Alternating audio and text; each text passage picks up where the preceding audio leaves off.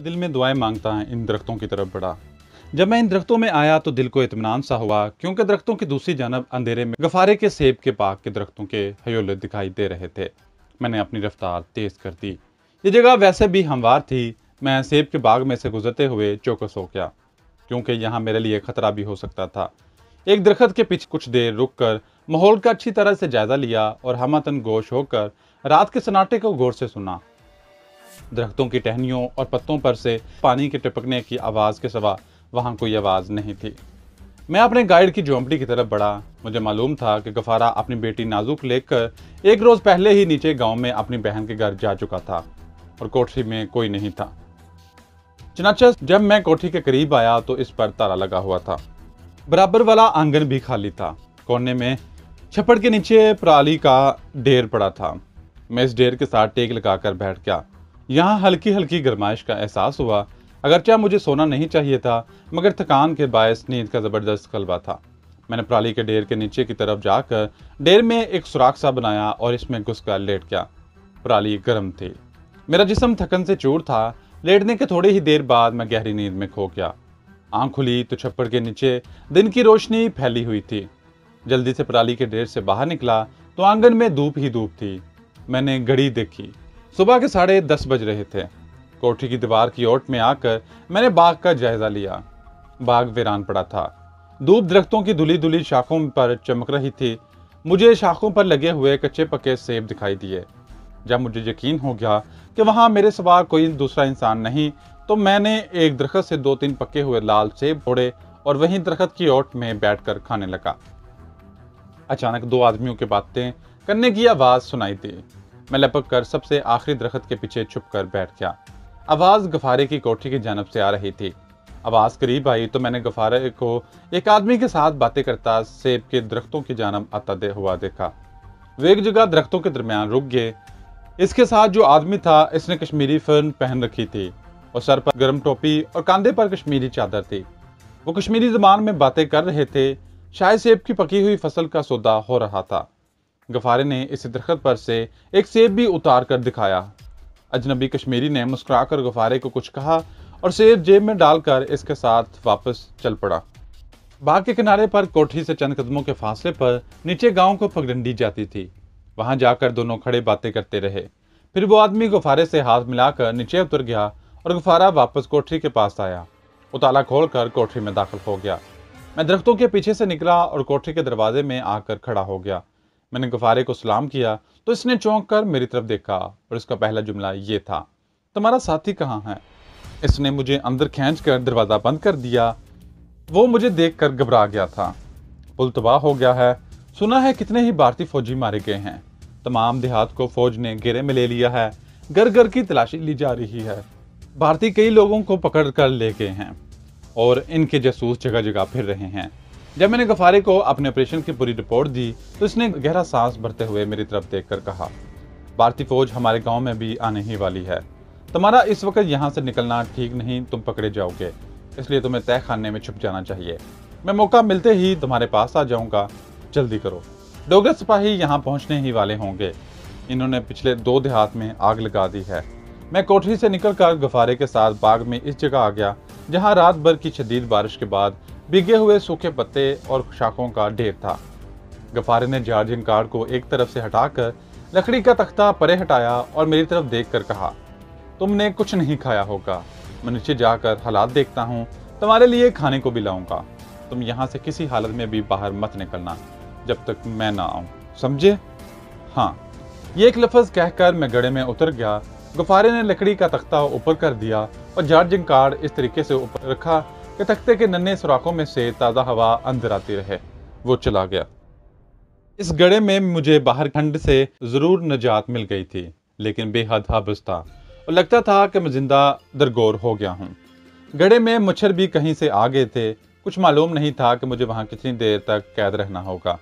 बहरहाल ये इससे बेहतर था कि मैं डोगरा फौज की कैद में चला जाऊँ और वो मुझे भयानक अज़ियतें दे दे कर हलाक कर डाले। अज़ियतों से मेरा ध्यान अपने साथी कमांडर नंबर 9 की तरफ चला गया। अगर वो भारतीय फौज की कैद में है तो ना जाने दुश्मन इसे किस किस तरीके से अज़ियतें दे रहा होगा। मैं दिल में दुआ मांगने लगा कि खुदा करे वो शहीद हो गया हो। जिस तरह हमारे तीसरे साथी कमांडो नंबर 8 ने दुश्मन के पुल को उड़ाकर शहादत का रुतबा पा लिया था, मेरी आंखों के सामने कमांडो नंबर 9 की खुशखशी दाढ़ी और तांबे जैसा चमकीला चेहरा, गहरी तेज आंखें और गुठा हुआ जिस्म घूमने लगा। मेरे दिल ने कहा कि वो भी यकीनन शहीद हो चुका होगा, क्योंकि किसी कमांडो का दुश्मन फौज के हत्थे चढ़ने से बेहतर होता है कि वो शहीद हो जाए। तारीख तय खाने में बैठा मैं देर तक इन्हीं ख्यालात में गुम रहा। बाहर सन्नाटा छाया था।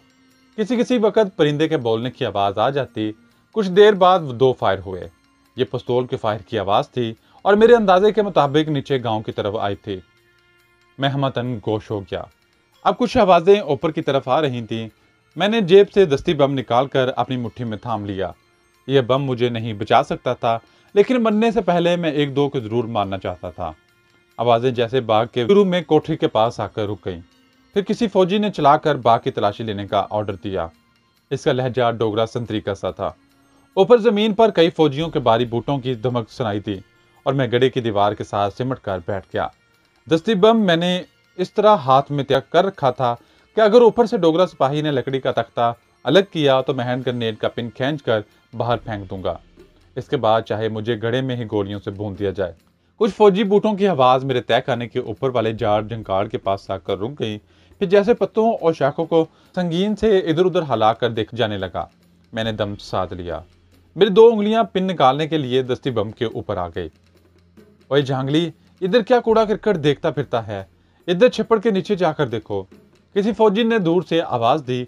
इसके साथ ही फौजी बूटों की आवाज दूर चली गई। मैं बच गया था। फिर मुझे अपने गफारे की आवाज सुनाई दी। वो किसी फौजी से कह रहा था, इधर कोई पाकिस्तानी कमांडो आता तो हम खुद आपको इतला कर देता। हम तो सर हर वक्त चौकस रहता है। बकवास बंद करो। हम तुम लोगों को अच्छी तरह जानता है। हम पूरी तरह चेक करेगा। यह किसी डोगरा कंपनी कमांडर की आवाज़ ही हो सकती थी। कुछ देर तक फौजियों की बूटों की धमक और इनकी आवाज़ें सुनाई देती रहीं। फिर ये सारी आवाज़ें मुझसे दूर होती हुई गायब हो गईं। खतरे के टल जाने पर मैंने खुदा का शुक्र अदा किया और हैंड ग्रेनेड को दोबारा जेब में रख लिया। बाहर एक बार फिर सन्नाटा छा गया था। दूर वादी में किसी चील के चलाने की आवाज़ बार बार आ रही थी। फिर यह आवाज़ भी तहलील हो गई। गड्ढे में बैठे बैठे मैं तंग आ गया था। सोचा बाहर ताज़ा हवा में निकल आऊं, लेकिन गफारे की हदायत याद आ गई कि जब तक मैं ना आऊं हरगिज बाहर मत निकलना। मैं अंधेरे गड़ानुमा तहखाने में दबका रहा। मेरे सर के ऊपर लकड़ी के तख्ते में जो सुराख थे, इस पर कुछ शाखें आ गई थीं, जिसके बायस गड्ढे में तो हवा दाखिल हो रही थी, मगर रोशनी कम आ रही थी। फिर ये रोशनी भी धुंधली होने लगी। मैंने अपनी घड़ी देखी। अंधेरे में इसकी सुइयां चमक रही थी। दिन के 12 बजने वाले थे। फिर एक और, फिर दिन के 2 बज गए। 2:30 बजे करीब मुझे इंसानी कदमों की आवाज़ अपनी तरफ आती सुनाई दी। मैं एक बार फिर होशियार होकर बैठ गया। यह आवाज़ फौजी बूटों की नहीं थी, लेकिन गफारे के बजाय ये कोई भारतीय मुखबर भी हो सकता था, जो मेरा सुराग लगाने वहां आया हो। मैंने चाकू निकाल लिया और कदमों की आवाज़ मेरे तय खाने के पास आकर रुक गई। अब गफारे की आवाज़ आई। ये मैं हूँ गफारा, घबराओ नहीं। इसके बाद फिर गहरी खामोशी छा गई। गफारा ऊपर इधर उधर चल फिर रहा था। मुझे ज़मीन पर टोकरे के घसीटने की आवाज़ भी सुनाई दी। फिर ऐसी आवाज़ आई जैसे कोई सेब के दरख्तों की जड़ियों को खींच रहा हो। मैं गफारे को आवाज़ देने ही लगा था कि ऊपर कोई जार जिंकार हटाने लगा। फिर तख्ता उठ गया। इसके साथ ही गड्ढे में दिन की रोशनी और ताज़ा हवा का झोंका आया। मुझे ऊपर गफारे का सर नजर आया। इसने सर पर मफलर लपेट रखा था। इसने आहिस्ता से कहा, मामला गड़बड़ है, मैं तुम्हें अभी बाहर नहीं निकाल सकता। इसने ऊपर से एक पोटली फेंकी।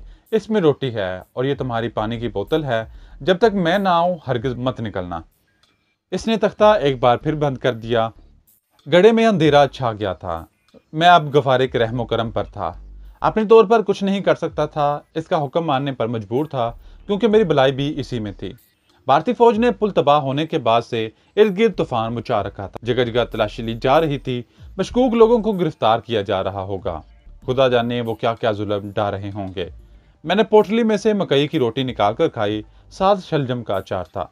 पानी का फ्लास्क हमारा ही था, जो मेरे साथी कमांडो नंबर 8 और कमांडो नंबर 9 अपने साथ लाए थे। मैं वहीं गड्ढे में पाँव थोड़े से खोल कर रहा। सारा दिन इसी गड्ढे में गुजर गया। जब शाम का अंधेरा फैल गया और तख्ते के सुराखों में से आने वाली रोशनी गायब हो गई, तो किसी ने पत्तों की शाखों को परे हटाया। फिर तख्ता ऊपर उठ गया। मैंने चाकू निकाल लिया। मैं हूँ गफारा, बाहर आ जाओ। दिन भर तारीक सर्द गड्ढे में पड़े रहने से मेरा जिस्म दर्द करने लगा था। मैं जल्दी से बाहर ताज़ा हवा में निकल आया। मेरा ख्याल था कि बाहर शाम होगी, मगर बाहर आकर देखा तो रात का अंधेरा छा आया था। हवा में सांस लेने से मेरी जान में जान आई।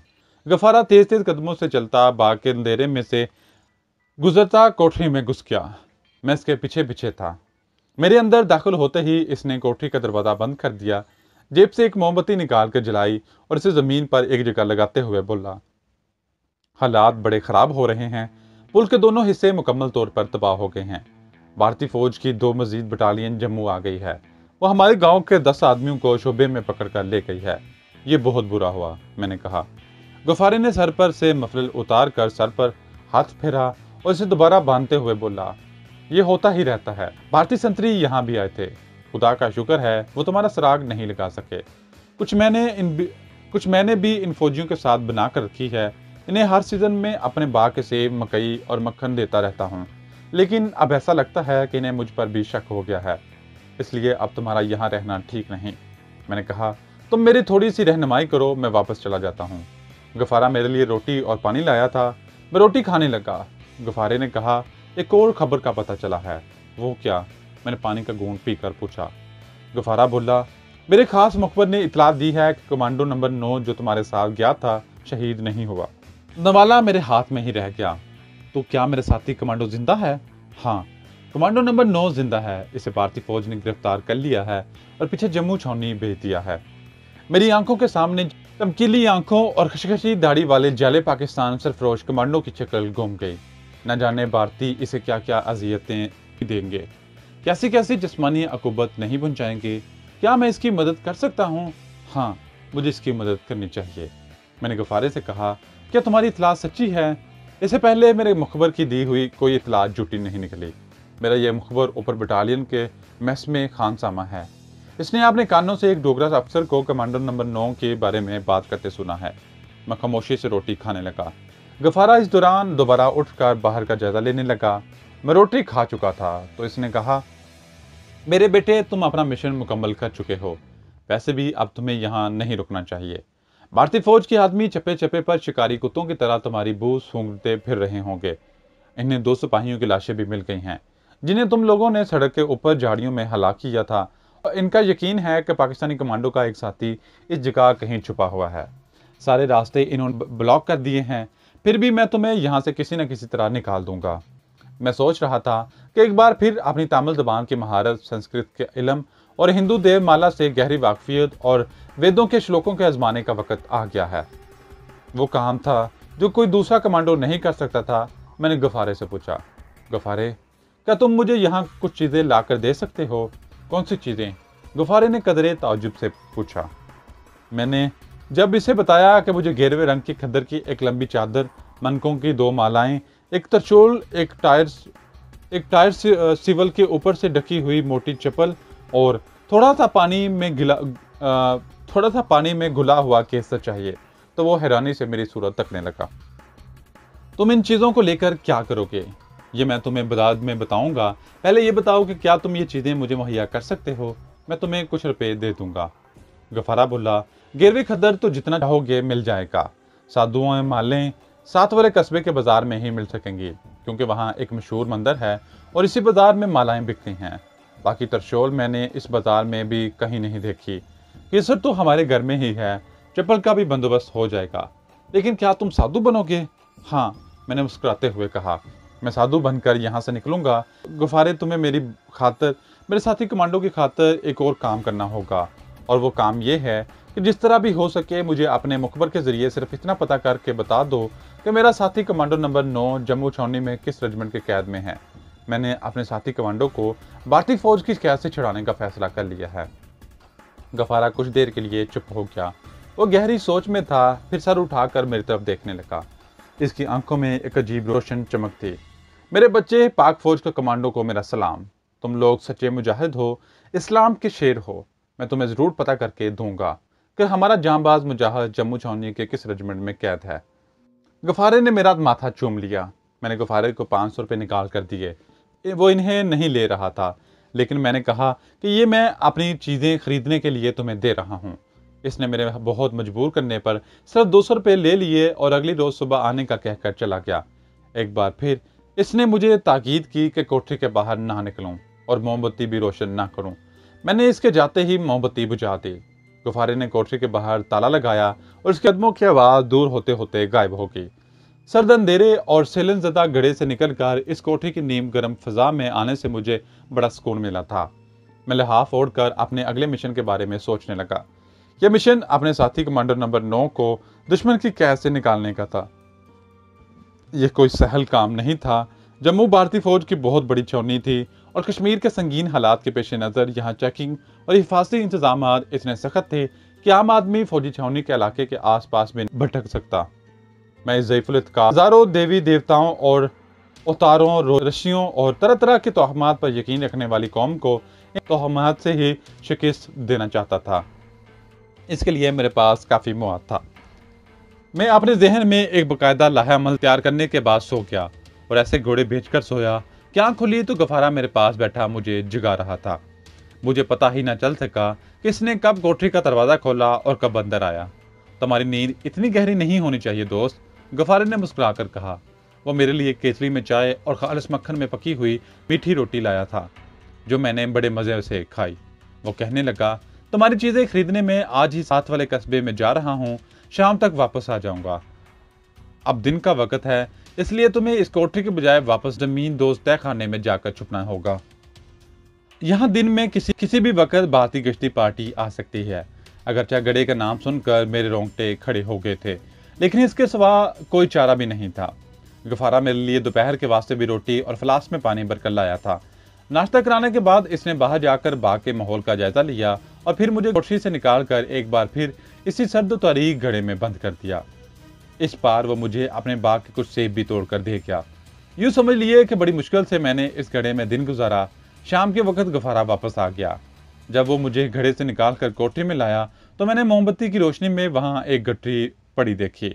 इसमें तुम्हारी चीज़ें हैं। तरशोल मुझे नहीं मिल सकी। इसने गठरी खोली। इसमें गेरवे रंग के देहात में बने हुए मोटे खद्दर का लिबास, कुर्ता और बड़ी चादर, काले मंकों की 4 मालाएं और एक मोटी सी कश्मीरी चप्पल थी। इसने मुझे 30 रुपये वापस किए। मैंने जेब से 100 के 4 नोट निकालकर इसके पाँव में रख दिए और कहा, मैं जिस बेस में यहाँ से निकलूंगा इसके लिए मुझे रुपयों की ज़रूरत नहीं है। मैं जहाँ जाऊँगा रुपये पैदा कर लूँगा।